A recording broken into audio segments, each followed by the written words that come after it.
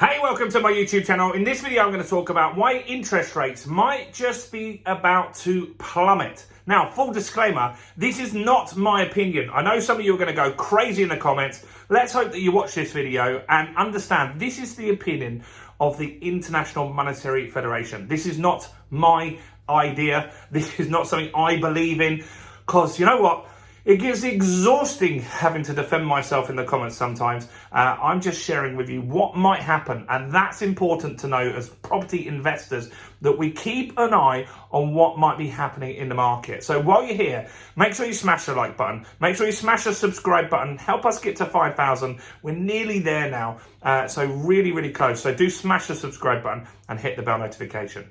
So, IMF this weekend have basically released some information that they feel that interest rates in the UK in particular will need to come down to the pre-pandemic levels. Now, what were the pre-pandemic levels?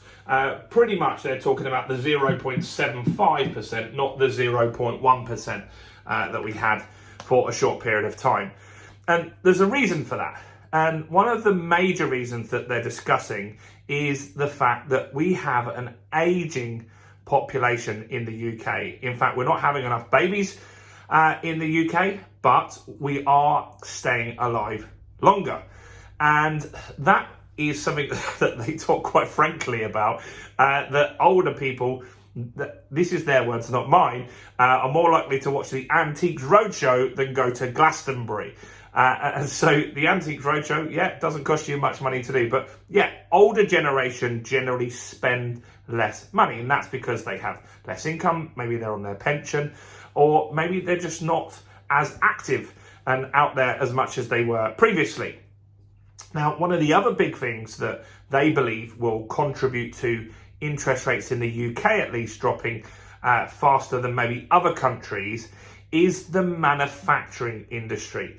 The UK manufacturing industry is really on its knees at the moment. It's been struggling for a long time, and high interest rates do not help UK manufacturing. It costs so much money to get equipment, to staff these businesses, and they need that little bit extra help and support. And so it's believed that lowering the interest rates could revitalise that manufacturing industry. Now, I am interested in lower rates because I'm a property investor. So what would that mean for us as property investors? Well, we've seen record inflation for a prolonged period of time now. And what we're hoping is that this quarter, the Bank of England keeps saying it's this quarter, the second quarter of the year, they said again and again and again, is going to be where the inflation really drops off a cliff very sharply. Not my words again, that's the Bank of England's words. So we will get hopefully some inflation data in the next few days. I've had a look, normally we get it around mid-month, so that could be maybe by Friday if we're lucky, if not early next week.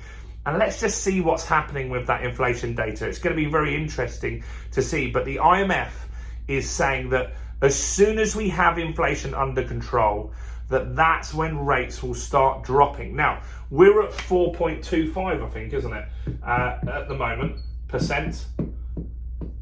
I don't think we're going to go from 4.25 down to 0.75 in one go, but there has been speculation that interest rates could start to drop significantly by the back end of this year. And that is because we do look like hoping that we are at the back end of this inflation.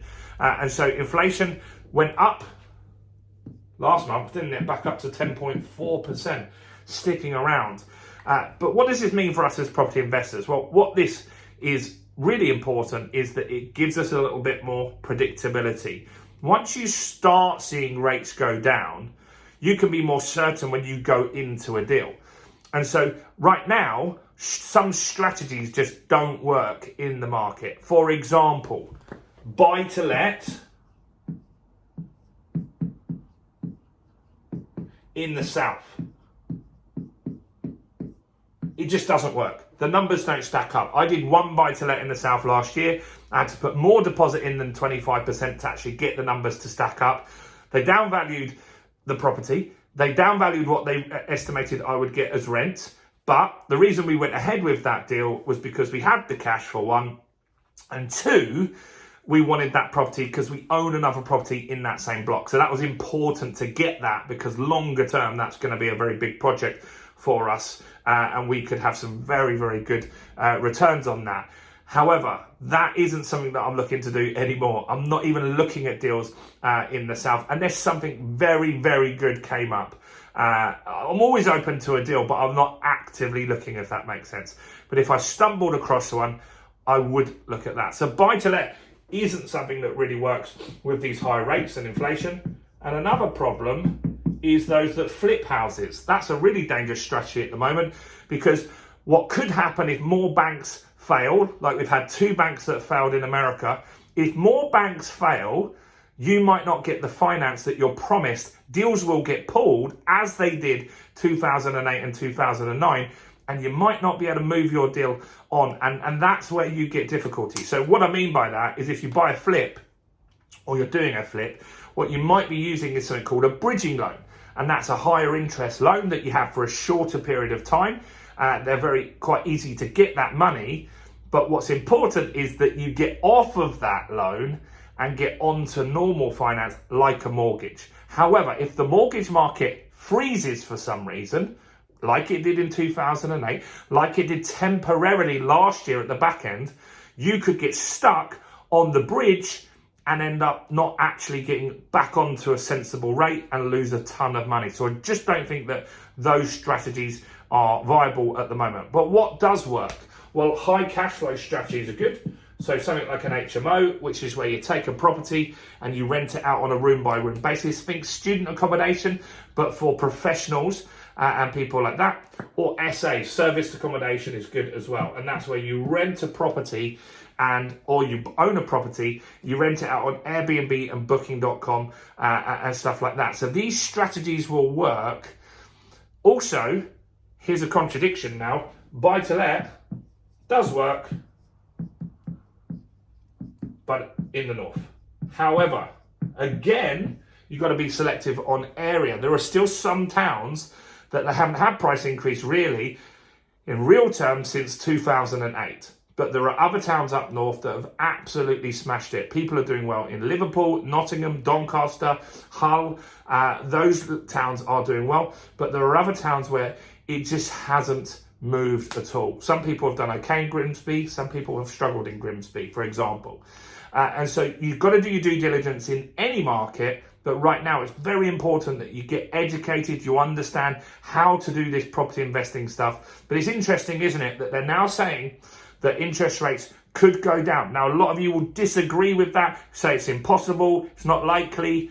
Not my opinion, it's the IMF. They do have some weight in this kind of stuff. Yes, they get stuff wrong. Of course they do. Of course they do. But what you do need to remember, one thing that's very important to understand, is that the people that own more money than ever before are the UK and American governments. They have borrowed trillions to get through these crises in recent years, and they need to be able to afford to pay back their debt.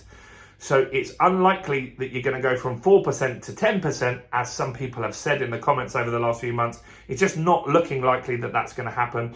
And I think that rates will go down. House prices, I think, will also go down this year, but not as much as we might think. So let me know in the comments what you think of the IMF statement with regards to interest rates going down. I'd love to know your thoughts. Keep it nice and keep it kind. Remember, this is what the IMF are saying. So if you're angry about that, tell them, not me. Comment below. Do like the video, subscribe to the channel. Do check out all the other content on the channel, including this video right here.